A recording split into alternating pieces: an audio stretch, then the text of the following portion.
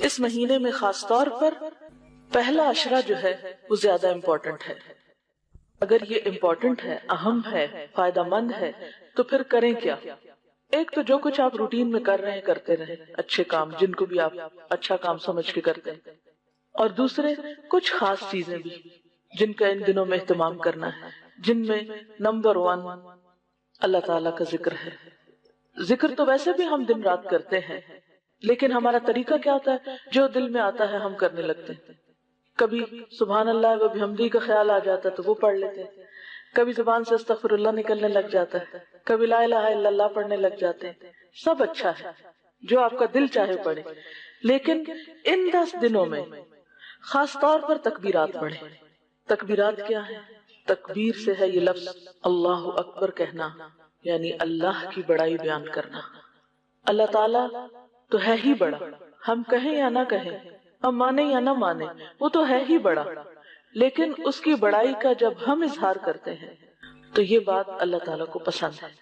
اور یاد رکھیے کہ مومن کی زندگی میں جو بھی خوشی کا موقع آتا ہے، نیکی کا موقع آتا ہے، تو یہ خوشی اور نیکی کا موقع اس کے اندر غرور اور تکبر نہیں پیدا کرتا. کیونکہ جیسے یہ ذی الحج کے دن ہیں، ان میں جو بھی نیکی آپ کریں گے وہ عام دنوں کے مقابلے میں بہت زیادہ فائدہ مند ہوگی. تو انسان جب کوئی نیکی کر لیتا تو فوراً ہی شیطان دل میں کیا خیال ڈالتا ہے؟ تم نے تو اتنا کچھ کر لیا، تم تو بہت نیک ہو گئے. جو ہی یہ خیال آئے تو کرے کیا؟ علاج کیا ہو؟ اللہ اکبر، اللہ سب سے بڑا ہے، وہ سب سے عظیم ہے، میری کوئی بڑائی نہیں. تو اس طرح نیکی کا تکبر ٹوٹ جاتا ہے، پھر خیال نہیں آتا کہ میں نے کوئی بڑا کام کیا ہے. تو جب بھی آپ کے دل میں شیطان یہ ڈالنے لگے کہ تم نے بہت بڑا کام کیا ہے تو فوراً کیا کہا کرے؟ اللہ اکبر، اللہ بڑا ہے، میرے لیے نہیں بڑائی، بڑائی تو ساری کی ساری اللہ کے لیے ہے. اسی طرح خوشی کے موقع پر عام طور پہ ہم پھولے نہیں سماتے، فخر و غرور تکبر میں مبتلا ہو جاتے ہیں. بعض اوقات لباس کے ذریعے، بعض اوقات اپنے پاس جو نعمتیں ہیں ان کے ذریعے ہم دوسروں پر فخر جتانے لگتے ہیں، ان کو نیچا دکھانے لگتے ہیں. یہ چیزیں بھی ناپسند ہیں، یہ چیزیں بھی ناپسندیدہ ہیں، مومن کے اخلاق سے میل نہیں کھاتی. ایسے موقع پر بھی آپ نے دیکھا جب بھی عید کا دن ہوتا ہے تو ہمیں کیا سکھایا جاتا ہے؟ تکبیریں پڑھی جائیں. تو یہاں بھی ہمیں ان دنوں میں نیکی کے جو بھی مواقع ملے ان کی قدردانی کے طور پر کثرت سے تکبیریں پڑھتے جائیں. تکبیریں 3 طرح کی مسنون ہیں جو ہمیں روایات میں ملتی ہیں.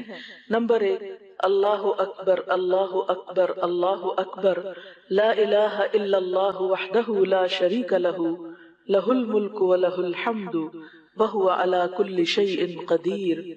دوسری ہے اللہ اکبر لا الہ الا اللہ واللہ اکبر وللہ الحمد.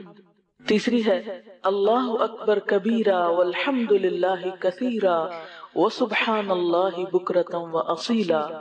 ان سب تکبیروں میں جو چیز غالب ہے وہ کیا ہے؟ اللہ سب سے بڑا ہے.